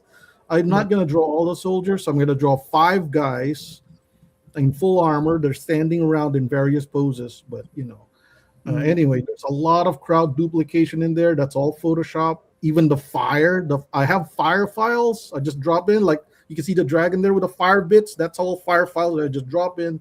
This looks good here. This looks good there. And those are fire files from other projects that I've done before where there's campfires there. I'm going to save the campfire in a layer. and I saved the smoke, and I saved the fog, that steam that's coming out of the dragon's mouth, and the steam that's coming out of the fire. That's all saved as layers. So there's just drop them in like effects. So yeah, there's no real page at all. The dragon is real though. So you draw the dragon as real. You draw the little person as real, but that rock she's standing on is just another CG rock that I did by myself. That's actually a tree trunk that I photographed somewhere while I was hiking. And then I make, that looks like a rock. And that looks like if I slanted it this way, it looks like one of those striped, stone things. So I'm like, So I love doing stuff like that. So I built up a huge file of like textures, things that I could turn into rocks, branches, trees. So essentially a lot of that is CG already. Even the ground there is a CG composite of a lot of things. The water is the same way. I think I've used that water now, the same file for water for like more than 10 years, because water is water. I just add a little wave. What you do is add some waves and that's it. That's it. Or wakes, the boat wakes, and that's it. Yeah, but a lot of that, it has to be CG because of all the work that I do. Even the equipment on characters, sometimes that's a whole sword that I just paste on their hip, because I'm not going to draw the same thing over and over again. I'm not going to color the same thing over and over again. So that speeds up my work a lot, So whenever you see scenes like that, so sometimes I go, that's where I repeat certain things. Like the horses, I repeat the horses a lot. I draw them separately with the saddle, without the saddle, and then I draw a saddle that I can paste on there, so that if I want a horse without a saddle, I'll just take the saddle out, and it's just a plain horse standing there. So I do that a lot. And a lot of those horses date back to when I was doing the American Revolution, with George Washington and all that. So in some of these scenes, I remember I just took out the George Washington and I put in a saddle, like a slightly more modern looking saddle, and just call it a day, and have another character sit on the same horse that George Washington sat on, because you have to draw it well once. That's the thing about when you're an artist. I'm like, I gotta draw this once, but really well, because I'm gonna reuse this over and over again. So, and then sometimes I draw horses without tails, because I have already a lot of tails. So I'm like, just putting out tails. See, what I'll say this, like what I really like is like, this is not just it makes your workflow faster for yourself, but it's just also, it seems like you at least take the time to blend it in to make it feel natural within the scene at least as well. Because it'd be so easy, and this, like it'd be so easy to do that, but not put in the effort to actually blend it in with the environment and the round of scenery, the lighting, and it'll just, stuff like that would just stand out, so it would be like, great work there, Dan. Great work. Thanks. Like whenever you see like scenes with the forest, it's actually the same forest. It's just that I just move trees around, so it looks different, And sometimes I would put like different species of trees in there just to change it up, and they're all in layers, so I can just move them around. If I want more vines, I just throw more vines in there, and if, like I said, if I want more pine tree like looking ones, and just throw them in, and take out the round tree looking ones, So it's a whole other thing. Once you have the file together, you can go, well, just move a few trees around this different forest again, It's a lot of that. I have a whole big, essentially a Hollywood back lot, but that's all in the production wise. In the story, I do like doing the Game of Thrones thing, which is a character does something and it totally throws the plot, that kind of thing, that kind of plotting. I'm like, I like that. So in that, the first book, something like that happens, like a side character suddenly takes over the script because of one child, but I kind of like doing that, because that's kind of, it reflects real life that way, like in that encounter when she's saving that child, that's totally a request by a friend. She wasn't supposed to go, but she just felt sorry, and like the friend was like, come on, please do it for me. I'm like, all right. So Rod, we're looking at what, 240 pages for this book at this point? It is, it's something like 240 pages. We got another 18 days to go, right? So everyone, go check this out. Awesome book. So listen, and like I said, it's fully endorsed by myself, my wife Daphne. So Well we're worth pushing it. Yeah. And yeah. So go. There's hardcover editions. There's paperback editions, signed remarked editions. So go check it out. Another 18 days. Adventure Finders. Very nice. Yeah, I'm looking forward to it. Yeah, me too. Yeah, cool. All right, cool. Who did we lose? Onrie said he had to- Somebody. All right. Yeah, he had to head up. No. Gotcha. All right. Madcaps. You want me to play this video? Yes, please. It's less than a minute. While making contact with our friends Chasco and Sarlacc, we crossed paths with an undead outbreak in Ivy. This led us down a rabbit hole involving a local drug called Weave. Bandits kidnapped citizens in an ominous book which I was able to gather critical information from. Time was not on our side, and we were not the most qualified to address this urgency. We need to blow up the distillery. Can't hold this down much longer! The necromancer is mine. I am your beacon! All right. You hired the voice of the Darkest Dungeon games to do that?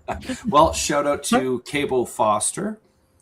He's a professional D&D player and voice actor, and also Michael Towson, who did one of the voices in there. But they're very talented, as you've already pointed out, and I was very fortunate to get them to voice.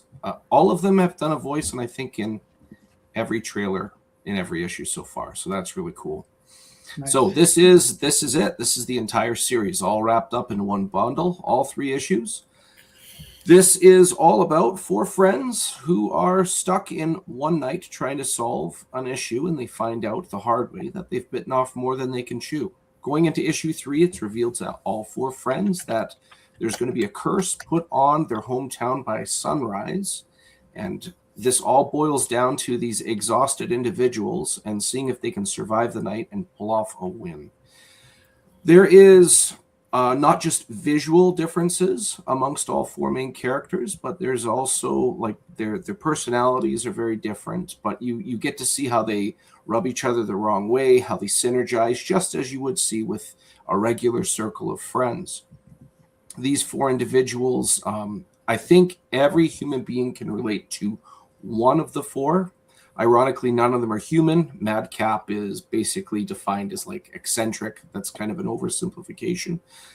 But if it's the large intellectual person who doesn't fit into a normal trope of being large or smart, and we have another cool thing about him is being able to store up lightning in his gizzard and vomit it out at will. Or we have this blue-skinned elf that has to hide his very appearance, or he'll probably be killed on sight at any settlement that he comes and visits. I think everybody can relate to hiding a bit of their identity, not wearing their whole identity on their sleeve on first impressions.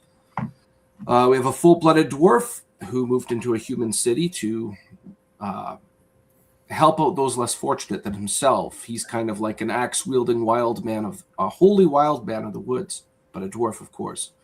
And then the last one, a little tiny guy named Dunanini, who has parents of different species, both dwarf and gnome, has a hard time fitting in with either culture, but draws from both bloodlines. And because of this, he can find a bond just as strongly with a friend as he would a family member.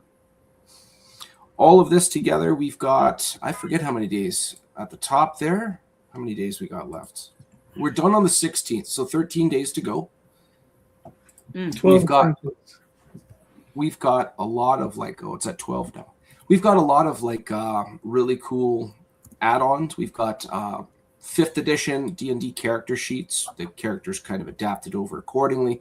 Lots of cool covers colored by Dave and Dan Kemp, drawn by Jay Sloan, Harv Salteras, my interior artist, Victor Medina. That one you just passed there was an homage to Final Fantasy for the Nintendo Entertainment System. And underneath there, we've got a lava foil cover by Fish Lee, and the one underneath that is Glow in the Dark of Chasgo. Everything white in that cover is going to be glow in the dark. I just really encourage everybody to go and have a look. Here's some samples of the interiors. And I know I could go on and on about this, but I'd rather condense this and keep it exciting as much as I can, because I will fall victim and blab really, really long. But regardless, if you like fantasy, if you have friends that you miss, and if you like stories that can be wrapped into one short sequence and you don't have to get references on Reddit about something that happened in 1970 or 1980 because all of the lore affiliated with it, this is the book for you. Go and check it out. All right, very nice. You got another 12 days. You blew by your goal. Yes. 45 backers, so you're doing well. All right, nice. Everybody, go buy a book. Madcaps. It's cool. Very nice. All right, Jay, you're up. Okay. Let's have some fun.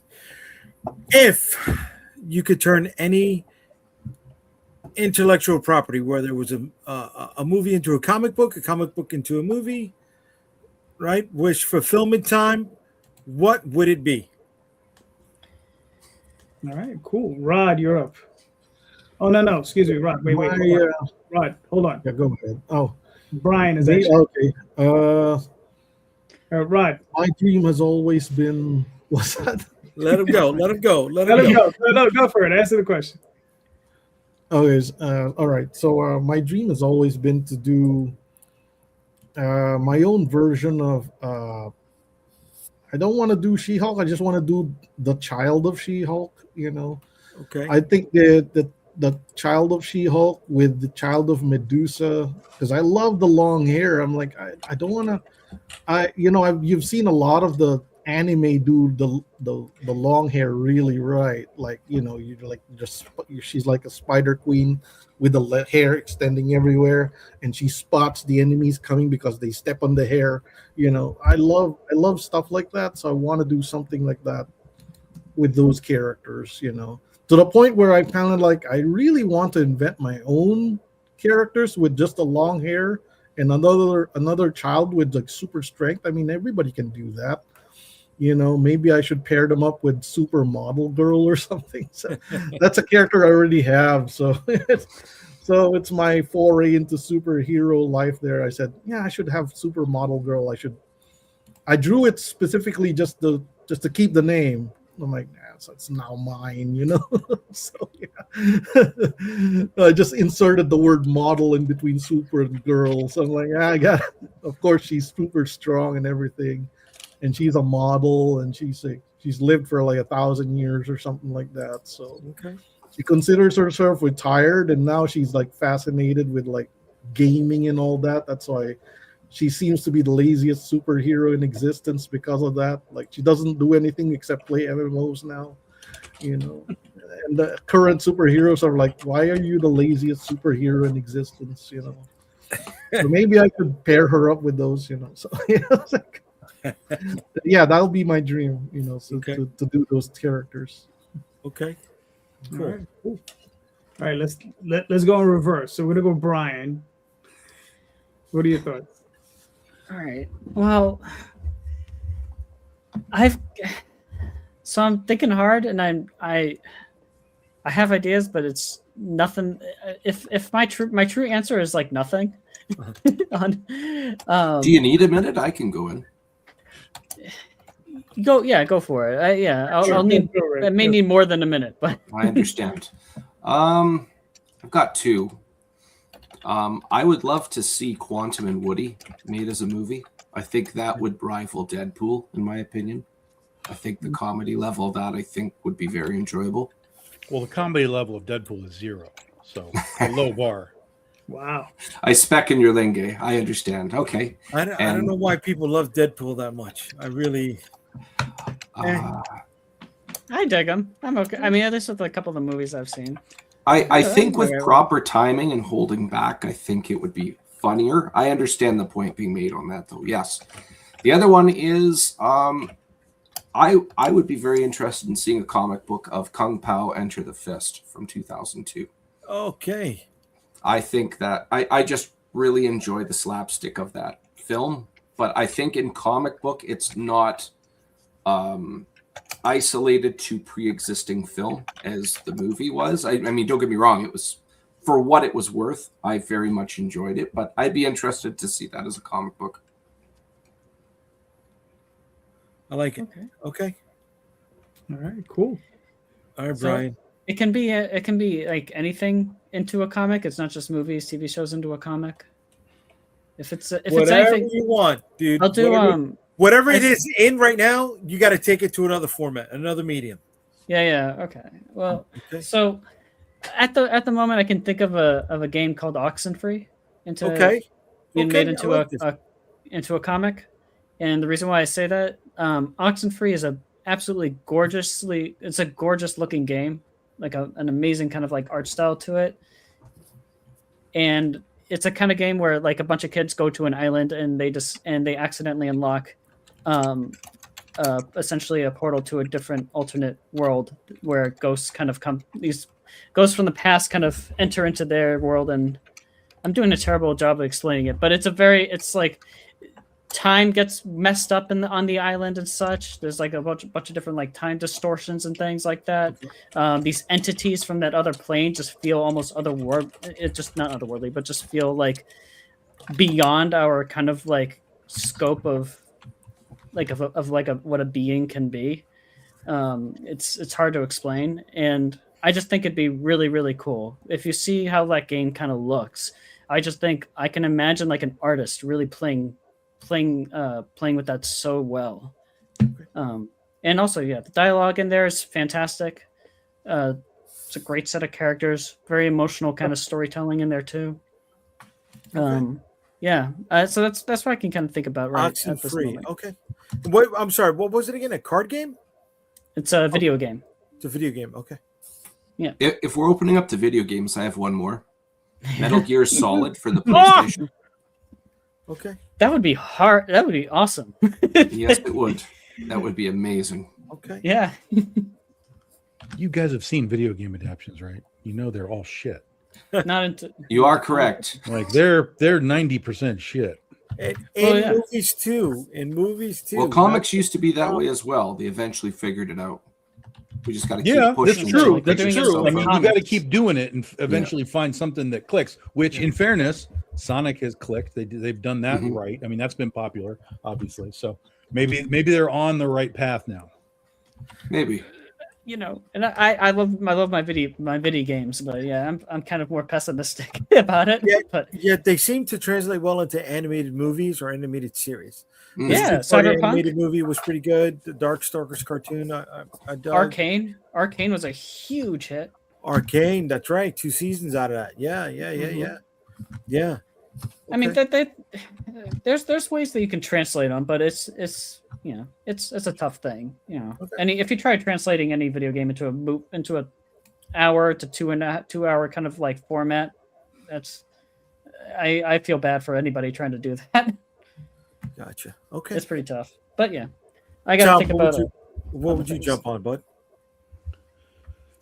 There's always been 2 properties that have been not just that I've wanted, but that I've pitched for, and I will probably take another swing at it, both of them again, relatively soon. The first one is The Howling. I chased that down for a while. I got to take the original book author, Gary Brander. I got to take him to lunch. That was unbelievable. Talking to him about making his book and all the nonsense that Hollywood did to him. Like, oh my God. But The Howling, I had my toes in that lake for a while. Cool, but I just couldn't get it to work.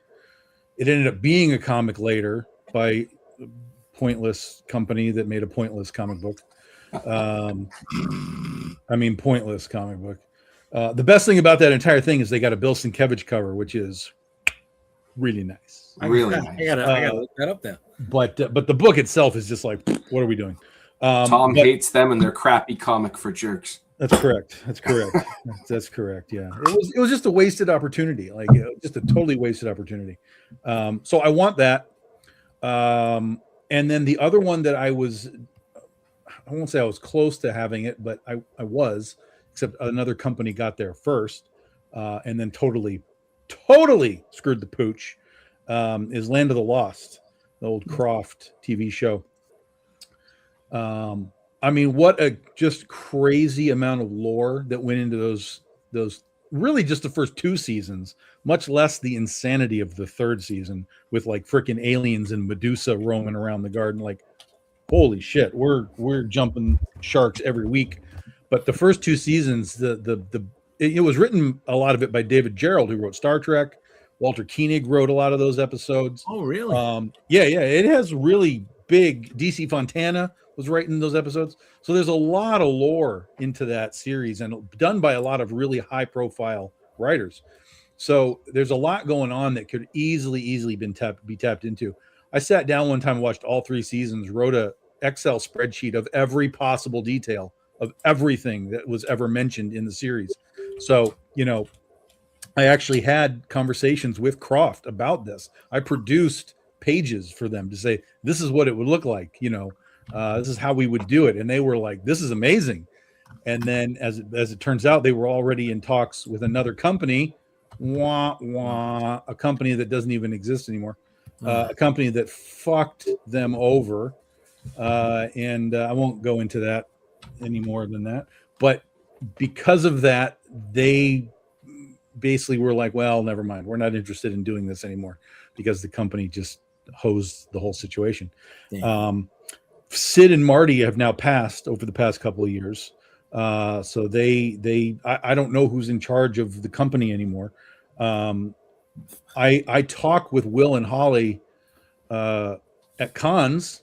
I've seen them many times now. And so Wesley Yore, who's plays Will, he's told me you should just go do it again. So I'm like, all right, maybe I reset myself and send this pitch over again, because it's never been done.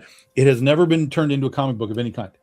And so I think it would be something where it would be heavy nostalgia, and you could really write anything. You could do a direct, like season 4, and just go with it, or you could just drop into wherever you want to drop in and tell stories.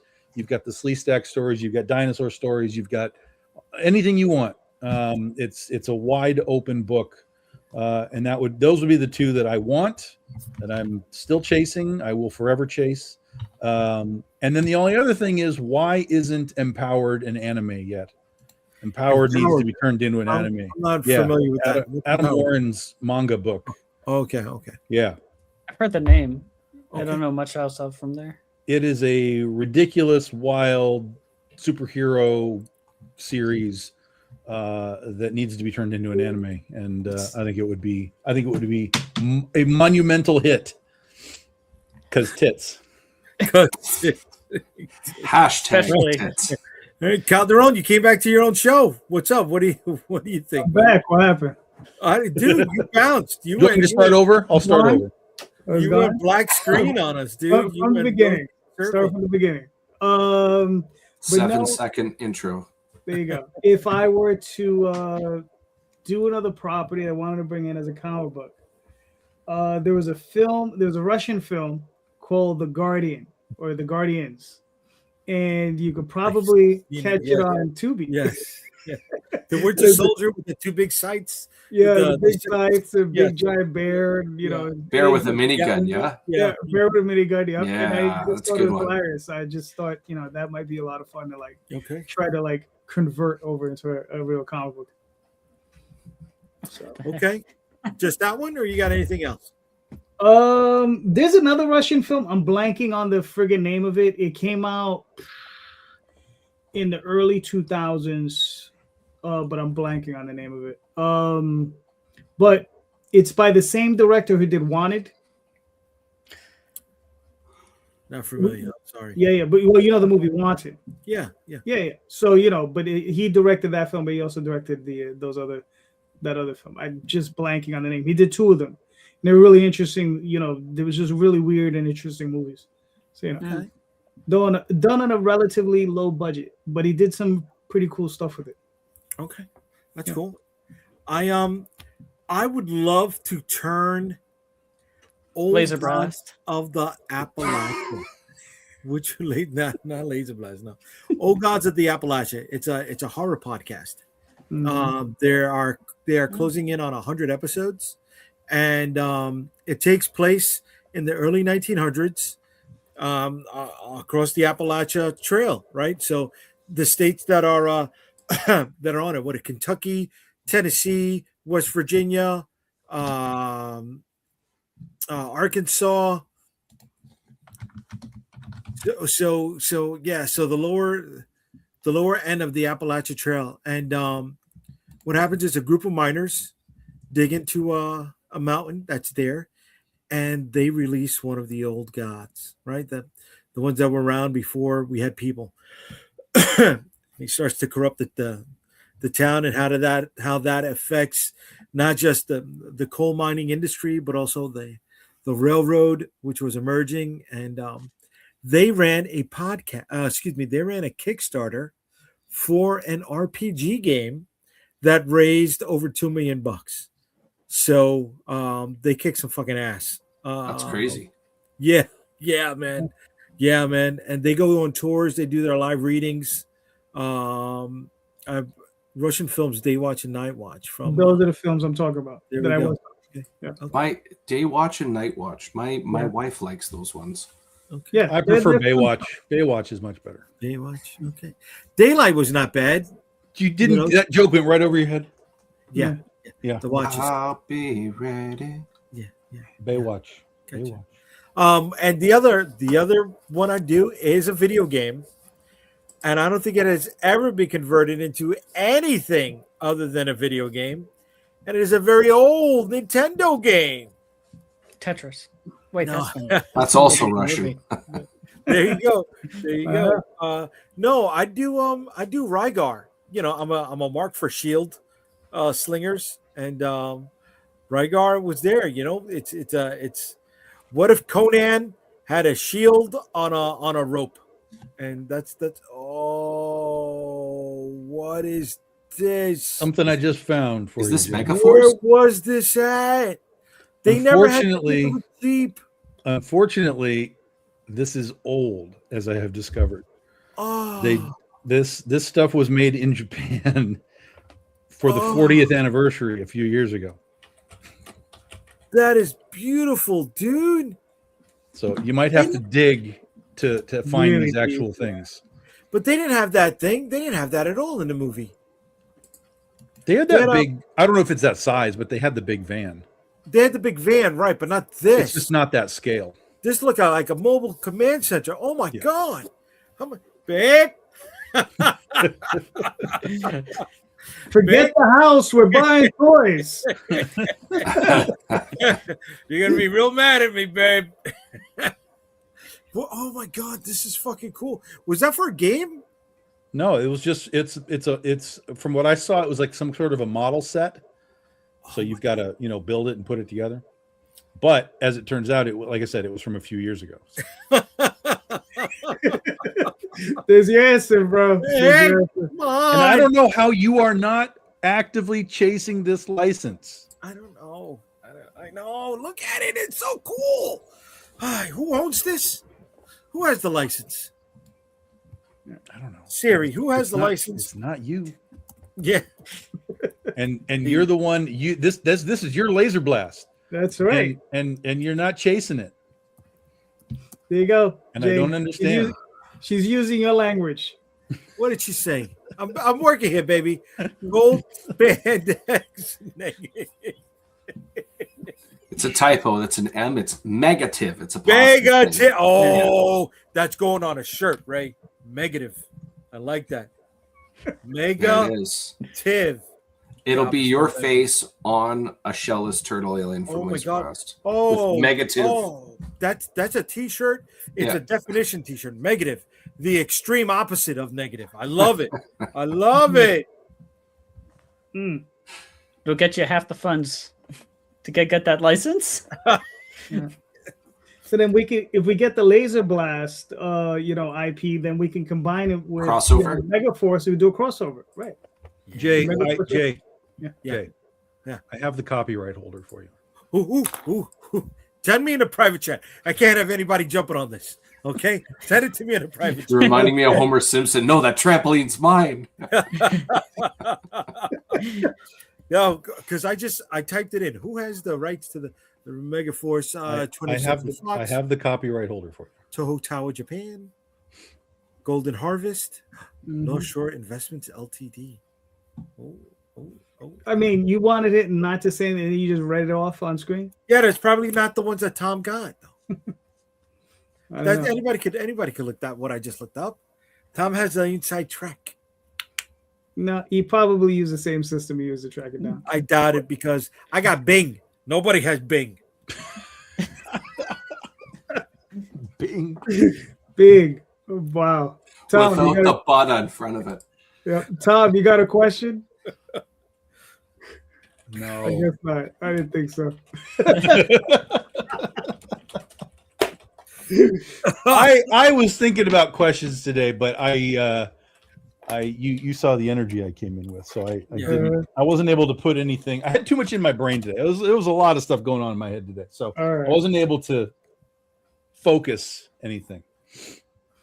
Gotcha. So you know what? I got the Baywatch theme song in my head now. Wow.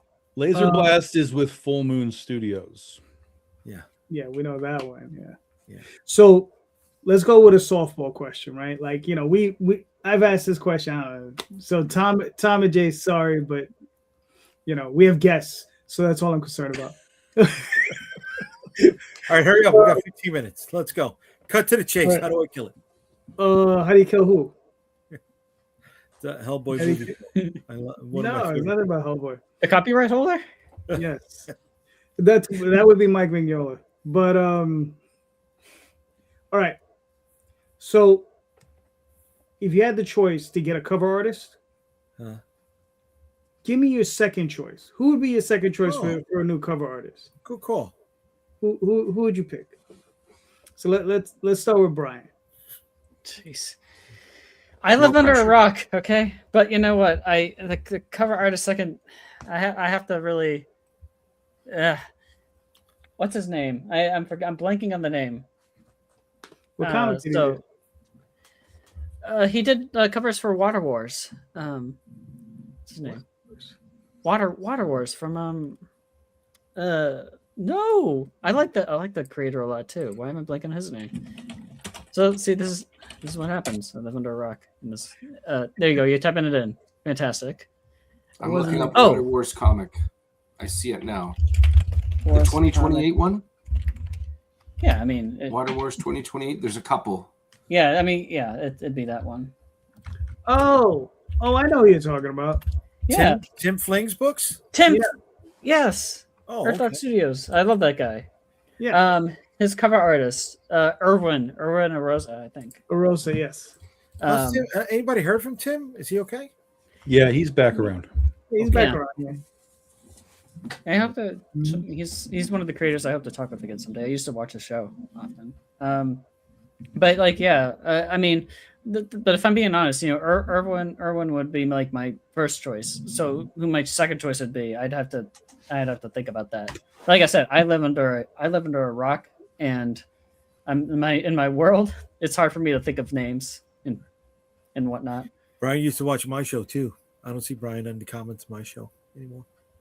Breaks my heart. I think because he lost too many bets to Tom and me, and he's scared to come back on. I get it. I still have the secret bet with Tom. I still have it. I haven't forgotten. Yeah. Yeah. I don't know. The Kickstarters really threw my routine. JD, I'm sorry. I got your Vicky Sticks number 2 though. I do get, as soon as I get through Pinnacle, that 168 page freaking behemoth from Travis, I'll be running right over to Vicky Sticks. My man. There you go. But focus on your campaign. Okay. You know? Yes, make your money. Yeah, make your money. You got to pay us back for our bets. I mean, oops. You know what? But no. All right. I'll let Ray take over. I'll give some more thoughts. I've brought this one up before, but I would say Mark Teixeira. Okay, just for personal bucket list. That's cool. Yeah. I like his stuff, and I would definitely love to get a hold of him. Oh shit, me too. Mm-hmm. Because it'd be nice on a Vicky cover. Or a trade paperback, which I have coming up in the not too distant future. I think that'd be pretty cool. But very cool. Okay. Very nice. Tom, what are your thoughts? Who do you want? Who's your second choice? Well, my top is always Art Adams and Todd McFarlane in whatever order you want to make them appear. Right, so who's underneath them? So underneath that would be probably Adam Hughes. Okay. Ah. Mm-hmm. Yeah. Good choice. What are you thinking, Jay? Right, so, my top is Ron Lim. I'd love a Mike Zeck cover. Have you ever reached out to Ron? I haven't. Try. You never know. It might not be that as expensive as you might think. I know. I'm one of those people. I don't want to peek behind the curtain. You know what I mean? You're never gonna get that cover then. Yeah, I know, but I don't know. You'll be staring at that curtain for the rest of your life. Rip the curtain down. I know. That can't be a hardcover to get. Okay. All right. I don't know the price, but it can't be hard to just get him, assuming that he's interested in whatever you're pitching. Right. If he doesn't, if he's like, fuck your project, then you're screwed. But you know what? On my number 2, Scott Collins. I'm sorry, not Zeck. I'll go Scott Collins. That's another guy you could each reach out to easily. I liked his Flash. He did a Thing miniseries that I thought was great. He's doing a lot of watercolor stuff right now. Nope, sorry, I'm thinking of somebody else. But he is on Facebook, and you could just shoot him a message anytime you want. Yeah. Scott Collins. What the hell am I thinking of? I'm a fan of his. Cool. And I want to I also want to make one addendum thing here. So yeah, Irwin would be my second choice. I just remembered my first choice, and that would be Dave McKean. If I could get a cover from anybody, I'd love to get a cover from Dave McKean. Oh, that's cool. Okay. That's cool. Yeah. Barry Kitson is who I was thinking of. That's another older guy. Barry Kitson. But he's doing a lot of watercolor stuff right now, which is really cool. I got to look at it. All right, cool. For myself, I would like number 1, Arthur Adams, right? That's the guy. But number 2, probably Alex Ross. Really? Okay. I would really like to get an Alex Ross cover. That'd be, especially for Oswald. I think it'd be hilarious. I can see you giving Alex Ross notes on Oswald's tie. You're like, bow tie. Trust me, it's not that big a deal. It's a bow tie. Most of them get it on the first try. So pretty easy on that. Jay, you got anything else? Quickie? No, you had my quickie. You had my quickie. That wasn't. What are you talking about? Yeah, my quickie was a good quickie. All right, fuck it. What are you guys reading now, if anything? Well, I'm reading Pinnacle, the anthology that Travis put out through Summer Comics. I'm drawing a blank because my mind is always in a blur. Cool. Oh, not cool. But before Pinnacle, I mean, I would each time I go to work on the subway, I'd be reading like an indie comic from somebody. So the thing is, they all go by quick. I'm gonna bring up my folder. You're gonna bring up your what? I'm gonna bring up my folder just to kind of check to see what I last read. Mm-hmm. All right.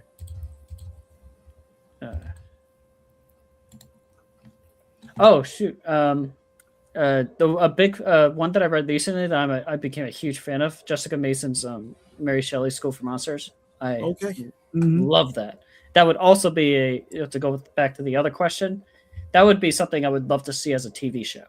Her comic. I think it would be an animated hit. I think it'd be fantastic. But yeah, that her comic really made a big impression on me, and that's also one of the stretch goals and for the Wretched. But yeah, let's see. I've read a couple comics from Bent Box Studios, or I think it's Bent Box Comics actually. Refuge and Our Monsters. Love those to death. Yeah, let's see. I can I have so much here. All right. I'm gonna let you guys take over. I have to think about it. Yeah, well, no, I mean those are like among the comics that I've last read. Right now, I'm currently reading Pinnacle. I'm almost done with that. And then after that, I have upwards of 20 comics to go through. Upwards of 30 right now. Yeah, that I need know to that get to me. feeling. I know that feeling. Ray still has that Captain Canuck subscription. I'm cooler. I like Vindicator from Alpha Flight better myself because the price Oh, was snap. insane. Good But call, kid. it's from Kitchener, Ontario, which is not far from where I grew up. Mhm. That's a good call. Oh, I read my Letterers comic. His first volume of Wordsmith, which is very good. Stephen Cook, otherwise known as SK. He Wordsmith and Wolf Cubs. I read that first volume of Wolf Cubs that he put out. I love Wolf Cubs. But I love both of those. Both of those are great too. All right. See, this is all right. Ray, keep going. What are you reading right now? Well, one of the benefits of this kind of, I didn't think of this, it's kind of obvious when I say it out loud, but your original question, one thing I do is I like to give back, and one of them is in the form of reviews for comics. I've done quite a few. In fact, I just released my 49th one. I'm going to do a 50th one. It's going to be a little special. I'll just go over some of the last 10 that I've read, which has been a lot of fun, man. It's Steamroller Man with Matthew Schofield, who works on Simpsons episodes throughout the years, which is really neat. Phil Russert's Papa, Kill Stan by Dee Cialis, who he's done like he has this comic about a person that struggles with mental health in regards to self-termination, and he figures he can go out in bullets of glory if he just recklessly goes in and fights the bad guys, kind of thing. Set the Hook, Chad Perkins, Path of the Pale Rider, Lori Calcaterra. Larry Higgins was so kind as to let me read issues 1 to 4 of his 5-part series of Niobe Outbreak. Vicky Sticks, of course. Magi's Grace, of course. Fellow Canadian Lori. Why can't I remember her last name? This is going to kill me. Anyways, Demon Potatoes. Oswald Chronicles. Crit with Chris Saloff, and it just goes on and on. It's a lot of fun, man. I really like doing reviews because it really gives me an opportunity to read over a lot of stuff. All right. Nice. Tom, what have you been reading? Yeah. What's the last thing you read? Next to nothing anymore. My pull list is, I think, 3 books at the moment. One of them is it's a Spawn book called The Curse of Shirley Johnson, which it came out, issue 5 just came out. I don't know what the fuck is going on. Literally, I couldn't tell you what it's about truly yet at all. But the art is so great that I'm like, all right, we'll get through this arc and I'll come back through it. We'll see if there's actually something to read in here. But the art is just like, this is great. That's the one thing about McFarlane's books is like the art is always amazing, but then you're like, what the hell's going on in this story? I don't know what the hell's going on, but it's pretty to look at.